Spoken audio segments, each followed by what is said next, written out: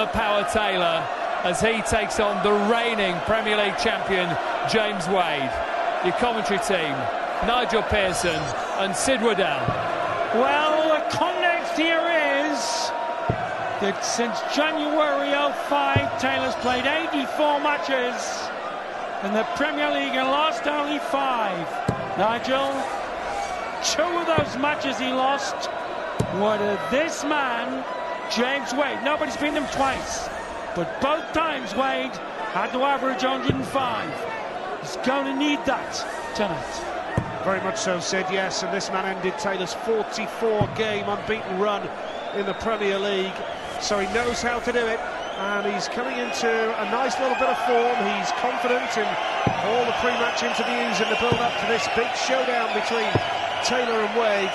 James has been saying the right things, that he feels he can do it. Phil, by the way, is very quick to praise James Wade for his revival in form after a stuttering start to the Premier League, and Phil expects James Wade to be at his best tonight, so it could be quite a match, Sid. The key will be ladies and gentlemen, the first 6 legs. Taylor hasn't been at his best in the start of the match, but also, even if it's 4-2 to Wade, we know the power can average 115 over several legs like he did against Barney. In 07, Taylor was 5-1 down to Barney here in Sheffield at the break. Then won the game 8-6, and his average was 115.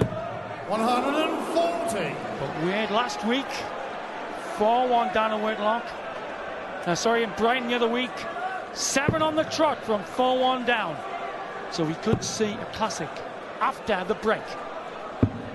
97. Could well do, and James admitted that he wasn't at his best in the early stages of the Premier League, beaten on opening night by Barneveld 8-5, and just couldn't get into any run of form. Mervyn King beat him as well in the second week as Taylor pounds the board again with another lovely ton 40. But Wade has come back, and with a victory here in this game will go above Adrian Lewis and Simon Whitlock, although of course Whitlock still has a game to come at the end of tonight against Barney.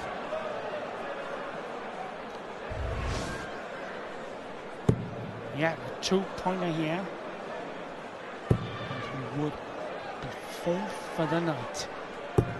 140. Ominous though, how good Taylor is on that 69. Ominous for Wade. Down to an 11-dart possible. 140. 3 140s. Failure required 81 needed then for the power. He's got off to a good start in this match, which he hasn't really been doing in recent weeks.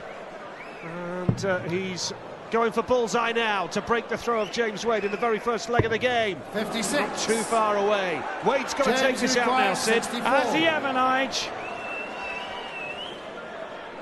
There we go. Treble 16. Treble 8 tops is what he's after. How's the target? Game's not in the first leg. So with massive pressure from the power. 3 140s. Second leg. The holder handles it. My Geordie Warder starts to bubble before boiling point. Gonna be a cracker. Taylor finding the red bit early doors. Yeah, they've hit top form straight away, both players. Lovely finish from Wade, under pressure, needed it, got it with tops. And so easily in the early stages of a game, do all the practice you can behind the scenes, but look at this now from James Wade. That's the first 180 of the match, and it goes the way of the brilliant James Wade. Met in the Premier League final of 08. 100. Taylor beat Wade 16-8. Wade, of course, beat Merv King in the final a year ago. He's working like an altar boy on his first night on the job. And they're both in the groove on that red bit. 135. Yes, they haven't taken any time to settle down and find any rhythm, because they have hit a bit of form right from the start, which is exactly what they were hoping for back in the practice room. It's an impressive start from both players here. But Taylor has not been as good on the 60 or the double 16-8 area. As Wade is looking absolutely immaculate on that 16. I personally think Wade's going to win this just.